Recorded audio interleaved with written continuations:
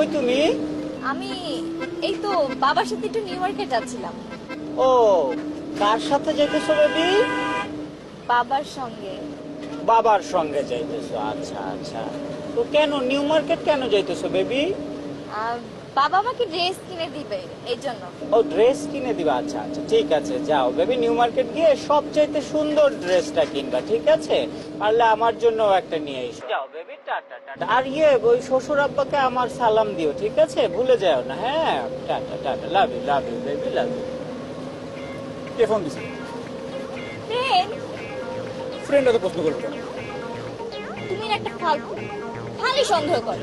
তোমার সাথে সম্পর্ক রাখা একটা ফালতু কাজ। গান রাগ করো কেন? তোর ফ্রেন্ড তো বুঝলাম, তারপরে তোমার কোনো প্রাইভেসি থাকবে না?